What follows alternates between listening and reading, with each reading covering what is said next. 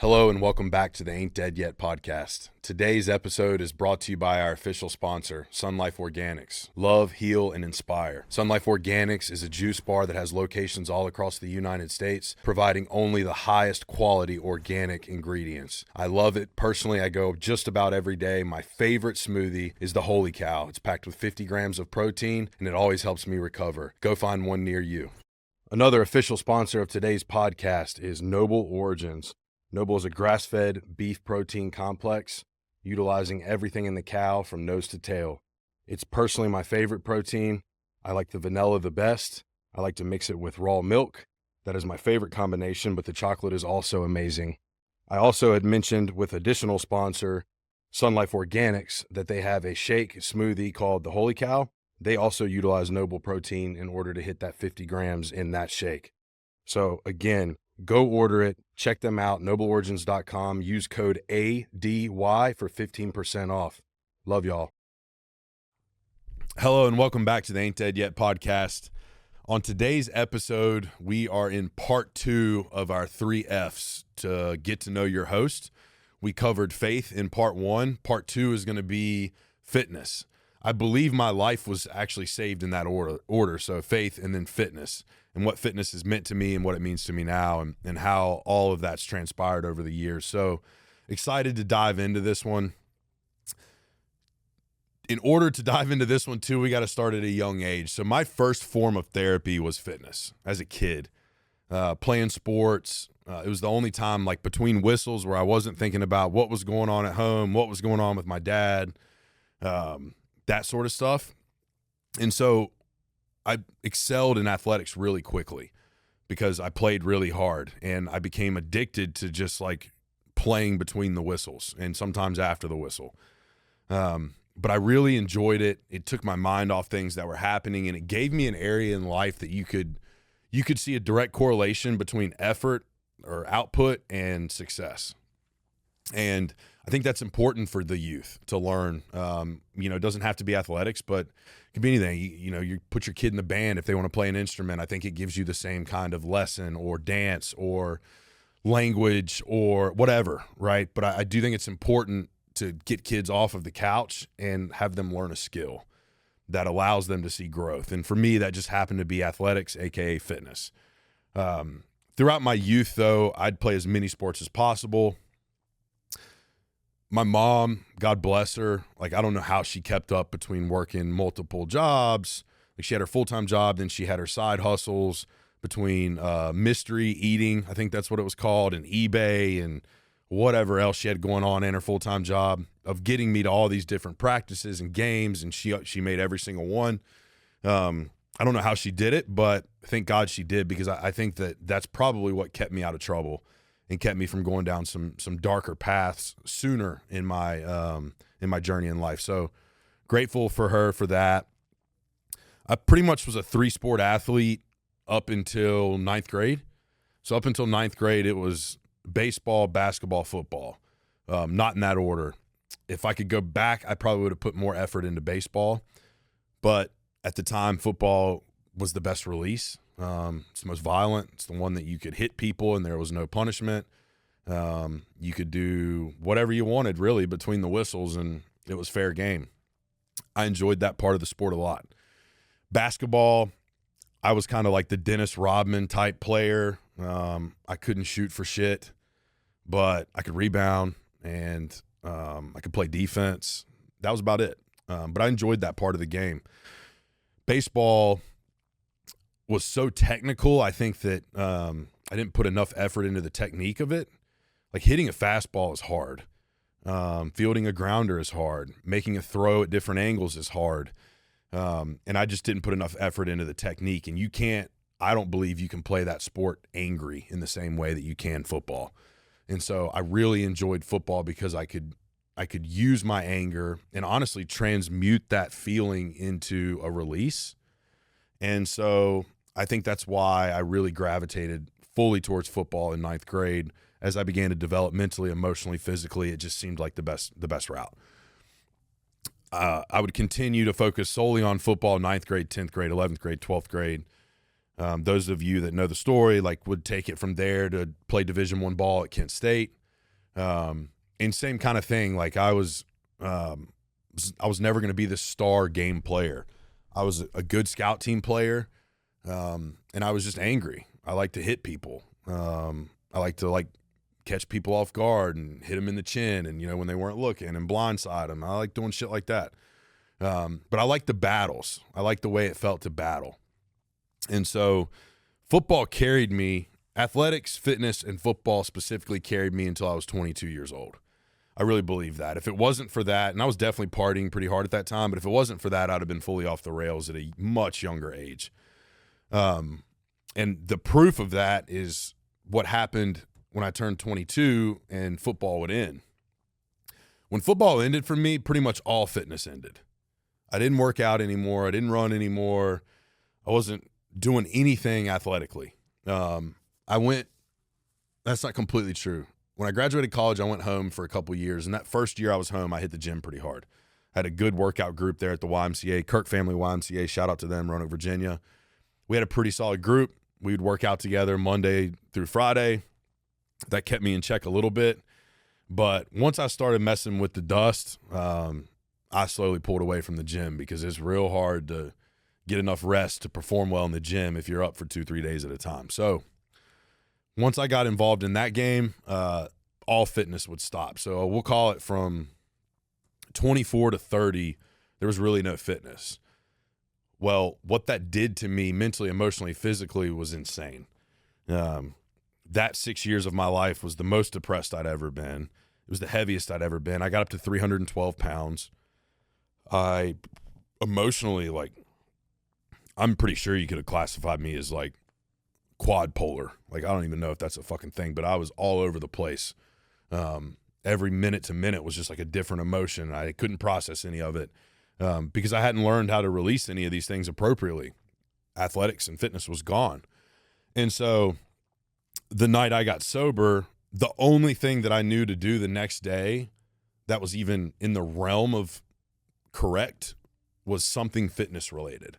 And that's where running came up. And it came up because I remembered growing up, if you made a mistake during a play or a game or practice or whatever, the punishment was go run, take a lap, or extra sprints at the end of practice or whatever. And so I was all right, well, I need to punish myself for this damage that I've done. I'm just going to run. And that's what I did. Starting the day I got sober, I ran 1 mile the first day. I've talked about it, 16 minutes, 37 seconds.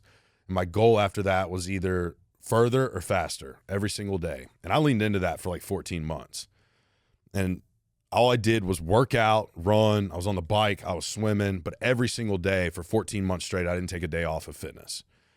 Well, it's pretty incredible what happens when you do that. My nutrition really wasn't dialed in at the time.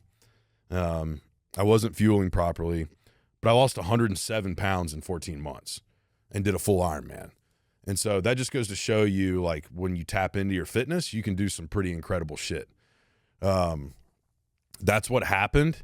And I remember finishing the Ironman and really not feeling shit. People talk about these finish lines in life and this elation, and you see people cross them all the time and they have these full breakdowns. And I'm like, fuck, I didn't feel any of that. I crossed the finish line. I remember thinking shit, what's next? And it was in that moment I realized I love the process. I love the part of it that shows other people you can literally come back from anything. I mean, looking in the mirror at 312 pounds and 14 months later crossing a finish line of a full Ironman at 205 pounds. I did that. When I look back on it and all the people that helped me achieve that goal, it was so other people could find themselves in their journey, in my journey, and save their own life if they choose to. So that first year of sobriety, I can genuinely say I don't think I would have got through it if it wasn't for fitness. And my addiction just, again, transmuted into fitness. So after that, after the Ironman, I was kind of all right, well, that sucked. I sold the bike a couple days after the race, never doing that shit again. And I was well, I want to do something harder. I want to do something crazier. I want to do something that's going to take even more time, more effort, more distance. And the only thing that popped up was I was following Nick Bear closely at the time, and I still do to this day, but he'd transitioned from Ironman into the 100-mile ultra marathon distance. And I was fuck, let's do that. Little did I know, man, to go from an Ironman to a 100-mile ultra marathon is a different beast, right? I think it's a lot easier. This is my opinion, personal opinion. It's a lot easier to go from 312 pounds to 205 pounds in 14 months and do an Ironman off the couch than it is to go from completing an Ironman to doing an ultra marathon of 100 miles in less than a year. I think that is extremely fucking hard because you have to put so much time into the body, building durability, working through injuries. Like, you're just constantly injured trying to keep moving because you don't want to lose what you've built. The volume is insane. And that would turn into really the next 3 years of my life. So from 2021, October 2021 until this past February, my focus was centered around running. It was the 100-mile distance. I failed that distance twice, 2 years, back to back, same race, Rocky Raccoon 100 in Huntsville, Texas. First year went 60 miles, broke me off, I quit. Next year went 65 miles, broke me off, I quit. And I was like, shit, man, I don't know if I got it. Like, it's been 2 years at this point, and I'm like, I don't know if I can complete this goal.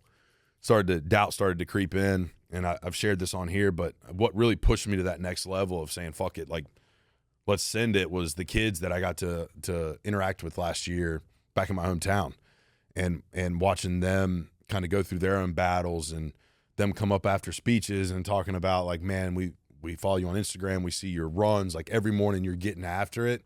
It means I got to go get after it. I can't quit today. And, dude, that propelled me like fucking jet fuel.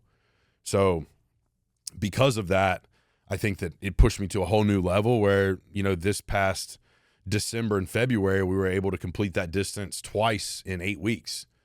But the second time we completed that, I'll fully tell you, like, I was like, all right, I'm retiring from this distance completely. I'm never doing this shit again. It destroys your body on so many different levels. The load on your joints, like, my body was damaged going into this. You got to remember, call it 16 years of football into 6 years of drug abuse, 16 years of alcoholism. Like, my body's been through it.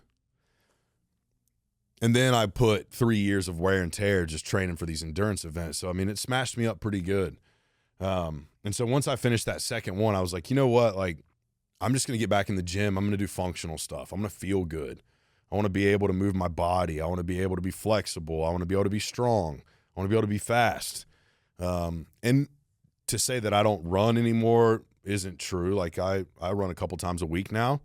It's a shorter distance. I run enough to where if the phone rang tomorrow morning and somebody said, Tripp, you got to go run a marathon to save your own life, then I can go do that. And honestly, I don't think that takes a ton of volume. I'm not saying fast. I'm just saying get it done. I think most of the distances that people talk about are strictly mental.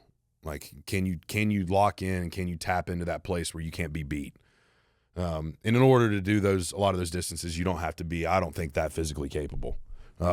Just my opinion. Today's episode is brought to you by our official sponsor, Sun Life Organics. Love, heal, and inspire. Sun Life Organics is a juice bar that has locations all across the United States, providing only the highest quality organic ingredients. I love it. Personally, I go just about every day. My favorite smoothie is the Holy Cow. It's packed with 50 grams of protein, and it always helps me recover. Go find one near you. Another official sponsor of today's podcast is Noble Origins. Noble is a grass-fed beef protein complex, utilizing everything in the cow from nose to tail. It's personally my favorite protein. I like the vanilla the best. I like to mix it with raw milk. That is my favorite combination, but the chocolate is also amazing. I also had mentioned with additional sponsor, Sun Life Organics, that they have a shake smoothie called the Holy Cow. They also utilize Noble protein in order to hit that 50 grams in that shake. So again, go order it. Check them out, nobleorigins.com. Use code ADY for 15% off. Love y'all. We've been in the gym since completing that one in February, lifting, becoming functional. Like I said, still running a little bit. But I think that fitness for me long term is about, being able to play with my kids and throw ball with them and run around with them and teach them different things as they grow in athletics. The kids that I don't have yet, by the way. And then, I want to be able to, same thing with my grandchildren. I don't want to be the guy that's like super obese, can't walk around, he's on oxygen, fucking laid up somewhere, and you got to come in and like go say hi to grandpa before you go play outside. Like, fuck all that. I want to be able to like go get grandpa so we can go play outside. So those things are important to me. It's about longevity now, and I've just been hyper focused on that. It's been really cool to kind of see what the body's insane. I've only been back in the gym for 8 weeks, but my strength has come back super quick. My build is starting to take form again. And I'm trying to honestly remain humble in it, because I know if I get too cocky, I'll tear something. Because that competitive mindset kicks in and be like, damn, how close am I to 2012 right now? It's 2025 for reference. So like, how close am I to my senior year of football? That type of conditioning, that type of strength. And the ego in me is like, dude, you're there. You're stronger than that. You're faster than that. You have more endurance than that. But I'm not going to push that just yet, because like I said, I'm just working back into it, and it's not about that anymore. It's not about the ego side. It's literally about longevity. And I think the other thing that's really helped my fitness, and people talk a lot about this in the fitness industry, and I think it goes undervalued when you're younger, but it's the nutrition piece. Like, you are what you eat. In the past 8 weeks, 5 of those I've been strictly carnivore. So I eat steak and eggs and noble protein, and people ask about my macros all the time. It's real simple. Carbs are pretty damn low on that diet. I'm at 300 grams of protein a day and about 3,000 calories a day. Those are the 2 metrics I focus on hitting, which means a lot of steak, a lot of eggs, and a lot of noble protein. Shout out Noble. It's the best. It's the best product I think I've ever used. I put it in my coffee. I use it at lunch. I take scoops before bed. It's the purest product I've ever used, and it feels clean. And that's important to me, because I just want to be able to perform well. I don't care so much anymore about necessarily like how things feel when I eat, because I've done a lot of work in therapy around emotional eating, and most of the shit that makes you feel good when you eat it isn't good for you. It's a crazy shocker for a lot of you probably, but like, ice cream and pizza feels good in the moment, but that shit ain't good for you. And long-term, it fucks you up. So I'm not going to get off on a whole side rant on nutrition, because I'm certainly not a nutritionist, but I will say it's been massive in my life, especially the last 5 years of like kind of getting dialed in and getting tuned to where I'm at now. And I'm just excited to see what happens over the next year or so of just becoming more functional, taking care of myself, eating properly, getting adequate rest, stretching, doing mobility, all the shit I neglected when I was training for ultra. Because truth be told, like, I don't think I might have stretched 10 times the entire 3 years I trained for those 100-mile ultra marathon distances. I might have stretched 3 times. I got a lot of body work done, but like, I wasn't at home stretching. I wasn't doing all the mobility shit. I didn't stretch before I ran. I didn't stretch after I ran.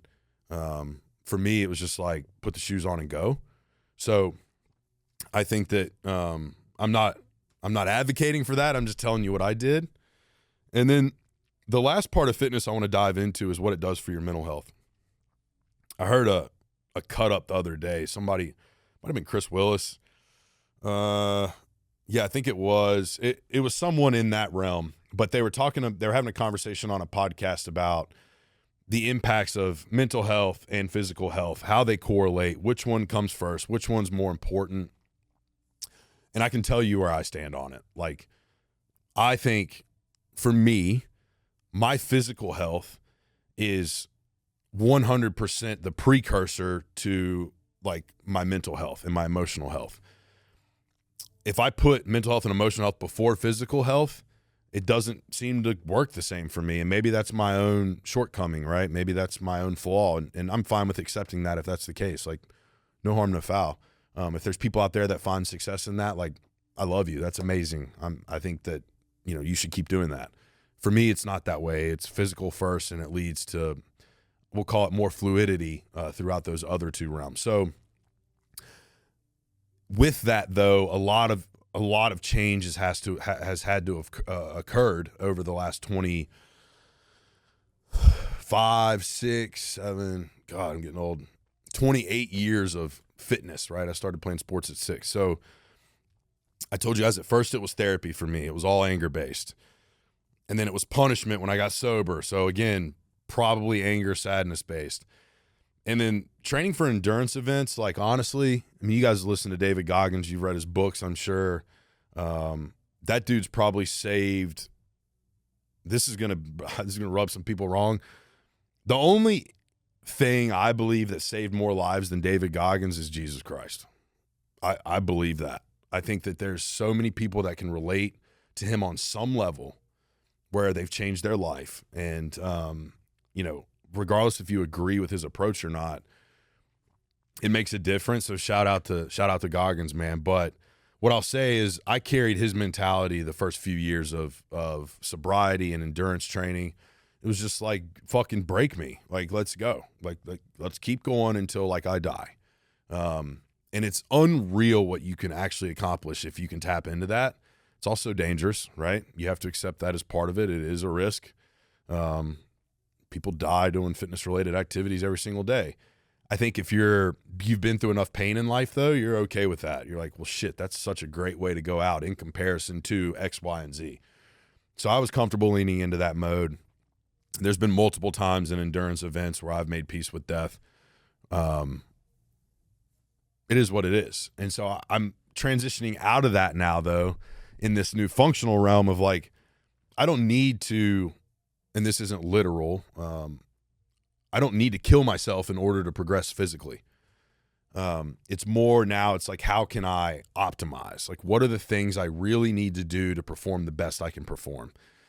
And it's actually crazy what that's done for my mental health. It's actually helped reshape my ego in a lot of ways. Whereas like the Goggins method gives you this level of confidence that's actually pretty insane. You walk into a meeting, a conference room, a sales pitch, deck, whatever, and it gives you a different level of confidence because you walk in, you're like, well, I can go longer and harder than any of these motherfuckers sitting in here. So let's go. That's great. It's a great approach. Like, there's nothing wrong with that, but it's very ego-based. Functional for me is a lot less ego. It's like, I just want to be the best me I can be. Like, fuck everybody else. Not in a negative way, but like not focused on them. If they need help, help them. But like, I'm not focused on competing with anyone else anymore. It's not about that. It's literally about becoming the best me I can be. And I think functional fitness helps me mentally get there, much more so than punishing myself in a masochistic way. So yeah, fitness has definitely saved my life on numerous occasions. It's definitely gotten me to the point that I am now. And I think that I tell anyone this, like anyone that's struggling with anything, the first thing is like, if you can, go move your body, like go sweat. You'd be shocked at the way you feel if you just get some of that shit out of your system, whether that's like detoxing from drugs, alcohol, food. I mean, what the fuck ever, like you just sweat. You should try to sweat every single day. It starts to release things. So that's my take. That's my spin on fitness, is a bunch of information blurted out at once. But that's been my fitness journey, and that's where it's at now. Any questions? Like, well, real quick while we're on it, people ask all the time if I have a coach. Like, yes, I work with Matt Johnson. Matt Johnson is an ultra endurance athlete. I don't know if you classify him as a pro. He might as well be. The dude's won ultra marathons. He's done Leadville. He ran across Texas this past year, 800 and some odd miles. He's an absolute stud in that world. And he also has an immense amount of knowledge in the strength world too, which is a little shocking because of his size. He's like 3'11", 274 pounds, which is not true. That's just what he advertises. He's probably closer to like 5'8", 130. But all that aside, that's who I use for my coaching. He helps me with my programming. He makes sure that I'm doing the right things. And he's the person I'll go to if I decide at some point to break it off and go for like a 240, like, if Moab calls or something like that. I'll work with him directly, and I highly suggest or refer him. So if you're wondering who I work with in that world, it's him. If you're looking for a triathlon coach, you have to go NVDM, NVDM coaching. Their wealth of knowledge, their programming, their community, second to none. So ultra, Matt Johnson, triathlon, NVDM. Marathon distance running, there's a ton of great coaches. A lot of people talk about how awesome Jeff Cunningham is. He's based out of Austin here. I've heard nothing but good things about him. So there's plenty of coaches, there's plenty of people to go to, but I highly suggest, regardless of your fitness level or what you think you know, hire a coach. It takes a lot of the load off, and you just do what you're told to do every single day. And if you follow that and you're working with a good programmer, like, you're going to get results. So that's my advice on that. I was doing coaching for a while. I'm not doing that anymore because I've realized I'm probably not that qualified in that space. Like, if you ask me how to lose weight, I can tell you how to lose weight. Like, you have to be in a deficit, right? So I'm probably not going to give you the best advice there. I'm going to tell you to eat grilled chicken and Brussels sprouts fucking 7 times a day. And you're going to be miserable and you're going to smell bad. But you'll lose weight as long as you're eating that and you're exercising. I just don't know if it's the healthiest way to go about it. It's probably not. That's how I lost mine. But I'm not qualified enough to be giving people advice in that world.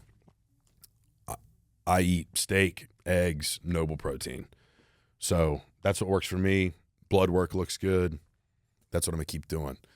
But I appreciate you guys listening. That's where I'm at. That's where my fitness journey's been. That's what it's meant to me. That's been my life. And I hope you guys have a great rest of your day. And that's going to wrap it for part 2 of getting to know your host on the Ain't Dead Yet podcast. Thanks, and have a great day.